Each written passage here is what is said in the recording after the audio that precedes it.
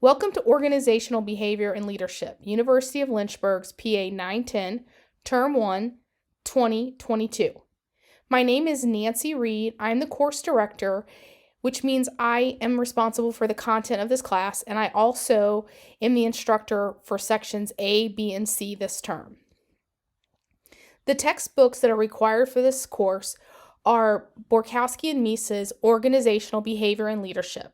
And we do require the 4th edition for this class. The 3rd edition will not work. The good thing is that the textbook is available free through the University of Lynchburg's library. If you would like a hard copy, you can order it from retailers such as Amazon, and the ISBN number is listed there for you. The other book that you should be using frequently throughout this entire program is the 11th edition of the AMA Manual of Style. And that also is available free through the university's library. And the ISBN number is listed there as well if you would like a hard copy. If you look within the Moodle classroom for this class, you will see links to the textbook. And here on the right-hand side, you will see the course textbook link, and you just have to click on that and it will take you to the library's page where you can access both of those books. The coursework for this class includes 2 quizzes that occur in weeks 2 and 10, and that accounts for 30% of your class grade. There are 9 discussion board posts, and that totals 40% of your grade. And there is 1 written assignment that is due in week 8, and that's totals 30% of your class coursework. On the right-hand side, you will see a screenshot from an assignments list that you can find under course resources in the Moodle page. And you can just print that out and post it, and that has all the due dates for your assignments. Your assignments are all due at 11:59.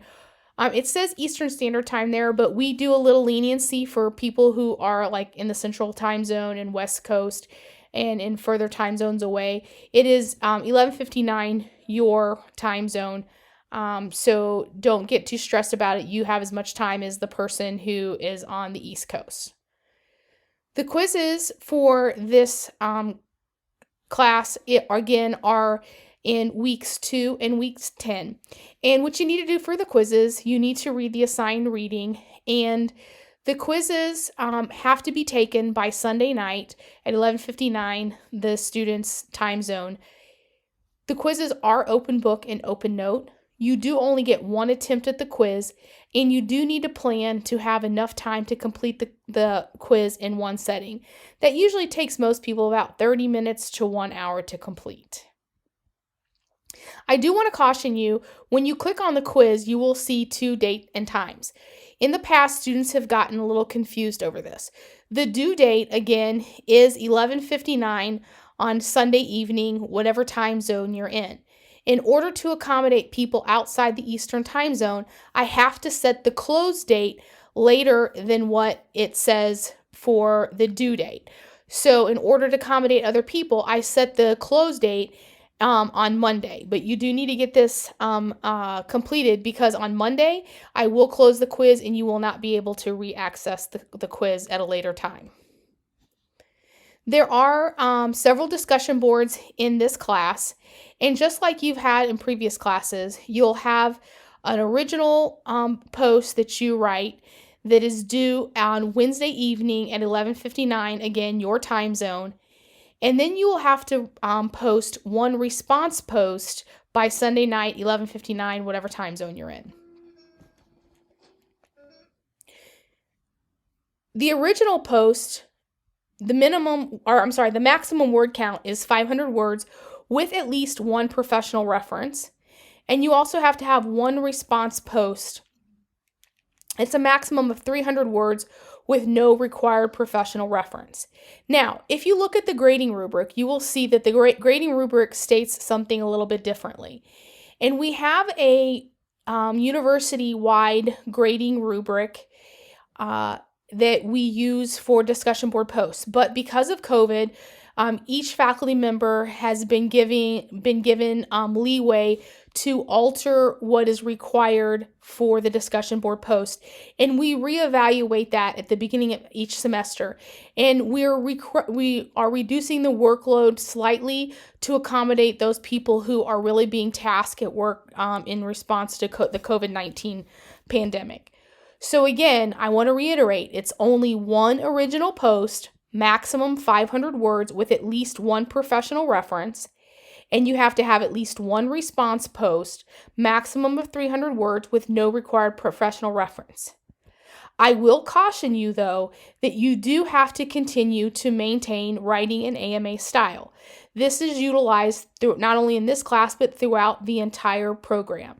So the things that you learned in your PA 960 class, you will continue to utilize in our class here. There is going to be a AMA style review that each of you will need to watch to help make sure that you are adhering to AMA style rules. One thing I do want to caution you guys, when you do have questions about AMA style, I will warn you, do not just look up rules on the internet, because many times it has rules from the 10th edition, and our university uses the 11th edition as the standard. So many things are quite different from the 10th edition to the 11th edition. Specifically, book references are quite different between the two editions, and references for internet websites, specifically things like the CDC or maybe the World Health Organization. The references are dramatically different on the websites from 10th edition to 11th edition. So please make sure that you are looking at 11th edition, the AMA Style Guide 11th edition, if you have any questions. And again, I highly caution you not to just Google a rule on the internet. You do have one paper. It is a self-reflection writing assignment. That paper is due on February 27th at 11:59, whatever time zone you're in. The references required for this paper, you do have to have at least 3 peer-reviewed references in addition to utilizing your textbook. So therefore, it's a total of 4, 3 being peer-reviewed references, and the 4th one being a textbook. References should not be greater than 5 years old, and the paper should be about 4 to 7 pages in length. This excludes the cover page, references, and any appendices that you might add. Most people do not have those appendices, but you may choose to do that. There are templates, and there's a template and an example posted. So if you look in the week of the assignment, and I have the red arrows here to show you, it's the template and the example is highlighted in yellow. You click on it and it will bring up both of those. And generally, if you follow the template and the example, most people do not have any problems with this writing assignment. One of the things that you will be graded on in this writing assignment, and one of the programmatic goals, is to learn how to use leveled headings. So the self-reflection paper is a great place to learn how to master level headings. Headings are meant to divide primary parts into secondary parts and so on. And headings reflect the progression of logic or flow through a paper and thereby guide the reader. Headings also help break up copy, making the article or the paper more attractive and easier to read. So here is an example of level headings, and this is the level headings of the self-reflection paper. So you have level 1 headings, you have level 2 headings, and you have level 3 headings. So on a level 1 heading, you would capitalize every single letter of the level 1 heading and you would make it bold. If you use one level 1 heading, you have to have at least 2. Luckily, in our paper, we have 3 level 1 headings. So introduction, discussion, and conclusion. Level 2 headings, the first letter of each major word is capitalized. So you'll see that the letter O is not capitalized in of because of is not considered a major word. But the I in impact, the L in leadership, and the S in style is capitalized. And that is all bold. So in order to use a level 2 heading, you have to have at least 2 level 2 headings in your paper. And again, luckily in our paper, we have 1, 2, 3 level 2 headings. Level 3 headings, you indent and then you capitalize just the first word. Let's imagine that this said strengths of mine. You would only capitalize the word strengths. You put a period, you hit the space bar twice, and then you start your paragraph. So that's leveled headings. And you do have to utilize level headings in this paper. This also helps prepare you to utilize level headings in your papers for PA 961, 2, and 3. So here is an example again of leveled headings. So you can see discussion is a level 1 heading.